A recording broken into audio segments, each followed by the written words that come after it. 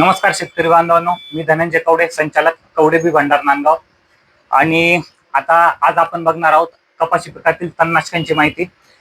कपाशीचं क्षेत्र वाढतंय आणि शेतकऱ्यांचं कपाशी या पिकाकडे जास्त कल दिसतोय. आणि अशातच कपाशीसाठी कोणतं तणनाशक वापरायचं याबद्दल कन्फ्युजन आहे, काही एक थोडासा गोंधळ होतोय शेतकऱ्यांचा. तर या व्हिडिओमध्ये आपण कपाशी या पिकातील तणनाशकांची माहिती घेऊया. आता कपाशी पिकामध्ये साधारण दोन प्रकारचे तणनाशक वापरले जातात. एक म्हणजे प्री इमर्जन्स, म्हणजे कपाशी उगवण्याच्या अगोदरचं एक तणनाशक असतं, आणि दुसरं म्हणजे पोस्ट इमर्जन्स, कपाशी उतरल्या नंतरचे तणनाशके. आता पहिलं आपण बघूया प्री इमर्जन्स, म्हणजे कपाशी पीक उतरण्याच्या अगोदरचे कोणते कोणते तणनाशक आहेत. आता सगळ्यात पहिलं नाव येतं ते म्हणजे गोल, ज्याला आपण ऑक्झिफ्लोरोक्विन 23.5% जे गोल येतं, जे आपण कांद्यामध्ये वापरतो, ते आपण कपाशीमध्ये कपाशी उतरण्याच्या अगोदर देखील आपण याचा वापर करू शकतो. साधारण 25 मिली एका पंपाला, किंवा जर 200 लिटरचा बॅरल असेल तर साधारण 250 ml एका टाकीला याचा वापर करायचा आहे. आणि कपाशी लावल्यानंतर 2 ते 3 दिवसाच्या आतच याचा वापर करायचा आहे. कपाशी उतरण्याच्या अगोदरच याचा वापर करायचा आहे, नंतर हे चालणार नाही. दुसरं म्हणजे पेंडामेथिलिन, तेच स्टॅम्प एक्स्ट्रा नावाने येतं, किंवा युपीएलचं दोस्त सुपर येतं, किंवा टाटा रायलीचं पाणीदा ग्रँड म्हणून येतं. याचा आपण वापर करू शकतो. 7 घटक येतो पेंडामेथिलिन, 38.7% CS, म्हणजे कॅप्सूल सस्पेन्शन येतं हे. साधारण याचा वापर 70 मिली एका पंपाला करायचा आहे, किंवा 200 लिटरचं बॅरल असेल तर साधारण 700 ml 200 लिटरच्या टाकीसाठी करायचा आहे. आणि एकसारखी फवारणी याची करणे फार गरजेची आहे. सगळ्यात महत्वाची गोष्ट म्हणजे कपाशी लागवड केल्यानंतर साधारण 2 ते 3 दिवसाच्या आतच याचा वापर करायचा आहे. त्याच्यानंतर याचा वापर आपल्याला करायचा नाहीये. पण हे फार कॉस्ट इफेक्टिव्ह आहे. साधारण गोलची किंमत घेतली तर साधारण 400 रुपयापर्यंत गोल 1 एकराचं येतं.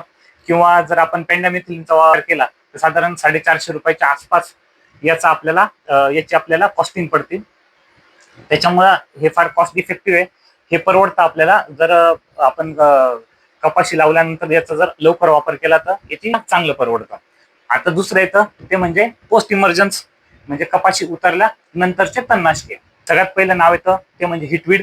हिटवीड मध्ये घटक येतो पायरेथ्रोबॅक सोडियम 10%, आणि त्याच्या कॉम्बिनेशनला आपल्याला वापरायचं आहे टर्गा सुपर, म्हणजे क्युझॅलिफॉप इथाईल 5% किंवा 10%. आता हे जे हिटवीड आहे, हे हिटवीड एका पंपाला 25 मिली वापरायचं आहे. याच्याने कोणते गवत कंट्रोल होतात? साधारण काँग्रेस, बिलाई, चिल, केनाकुंद्रा, म्हणजे जे गोल पाण्याचे गवत आहे ते याच्याने कंट्रोल होतं. आणि याच्या कॉम्बिनेशनला आपल्याला टर्गा सुपर वापरायचं आहे 5% किंवा 10%.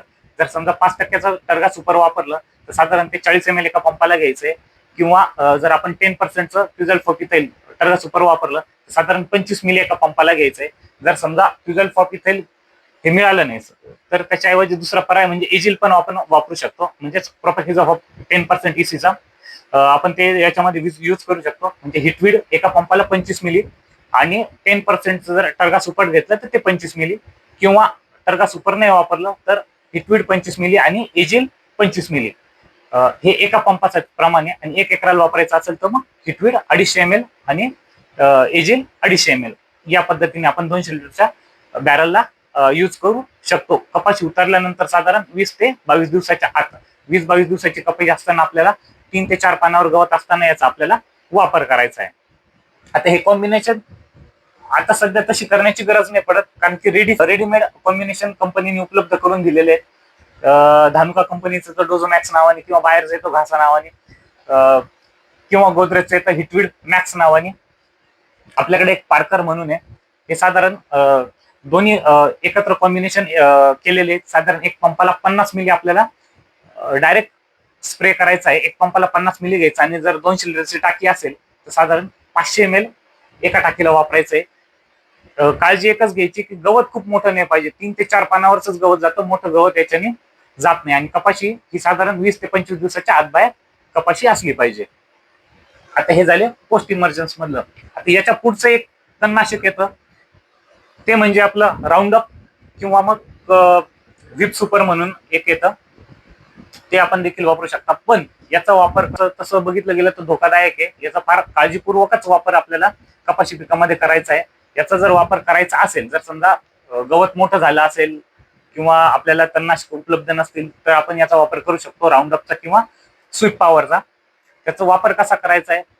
तर जे कपाशी पीक आहे त्याला कव्हर करायचं. कव्हर म्हणजे आपल्याला एक तर त्याला कॅरी बॅग टाकायचे आहेत, किंवा जर कपाशी छोटी असेल तर आपल्याला प्लास्टिकचे ग्लास वगैरे येतात, त्याच्याने ते झाकून घ्यायची, कपाशी पीक झाकायचे आणि मग नंतर राऊंडअप किंवा स्वीप पॉवर त्याच्यावर फवारून द्यायचंय आणि नंतर फवारल्यानंतर हे काढून घ्यायचंय. जर कपाशीच्या पानांवर पडलं तर ते झाड जळू शकतं, त्याच्यामुळे वापर करताना एकदम काळजीपूर्वक याचा वापर करायचा आहे. जर समजा आपण राऊंडअप घेतलं तर साधारण 150 मिली एका पंपाला वापरायचंय, आणि समजा आपण जर स्वीप पॉवर घेतलं तर साधारण 100 मिली एका पंपाला वापरायचंय. राऊंडअप घेतलं तर साधारण काँग्रेस जात नाही, आता थोडा रेजिस्टन्स डेव्हलप झालेला आहे. स्वीप पॉवर घेतलं चालू शकतं. स्वीप पॉवर एक पंपाला 100 ml घ्यायचं, काँग्रेस वगैरे सगळं गवत जाईल. फक्त एकच काळजी घ्यायची की आपल्याला कपाशीचे जे काही छोटे छोटे झाड आहेत ते आपल्याला कॅरी बॅग टाकून किंवा प्लास्टिकचे ग्लास लावून आपल्याला कव्हर करायचे आणि त्याच्यानंतरच फवारणी करायची. जर औषध जर पडलं पानांवर किंवा त्या झाडावर पडलं तर ते झाड जळून टाकू शकतं. आता हे झाली आपल्याला कपाशी पिकातील तणनाशकांची माहिती. आता सगळ्यात महत्वाची म्हणजे औषध मारतो पण रिझल्ट येत नाही, याचं सगळ्यात मोठं कारण म्हणजे एक ते म्हणजे पाणी व्यवस्थित नसणं, गढूळ पाणी वापरणं किंवा खराब पाणी वापरणं, किंवा ज्या पाण्याचा पीएच व्यवस्थित नसतो, पाण्याचा पीएच हा मेंटेन नसतो. 6.5 ते 7.5 पीएचचं पाणी आपल्याला वापरायचंय, स्वच्छ पाणी आपल्याला वापरायचंय. रेकमेंडेड जो डोस दिलेला आहे त्या डोस प्रमाणेच याचा वापर करायचा आहे. दुसरी महत्वाची गोष्ट म्हणजे तणांची अवस्था. तणांची अवस्था ही साधारण 3 ते 4 पानांचीच ही तणांची अवस्था असली पाहिजे. खूप मोठे तण या औषधांनी जात नाही, त्याच्यामुळे ही एक काळजी फार महत्वाची घ्यायची आपल्याला. तिसरं म्हणजे पाऊस नसला पाहिजे. फवारणी केल्यानंतर साधारण 5 ते 6 तास पाऊस आला नाही पाहिजे. जर 5-6 तासाच्या आत पाऊस आला तर तणनाशकांचे रिझल्ट हे फार कमी मिळतात. आणि जमिनीत पुरेशी ओल असली पाहिजे, एकसारखी फवारणी करणं फार गरजेचं आहे.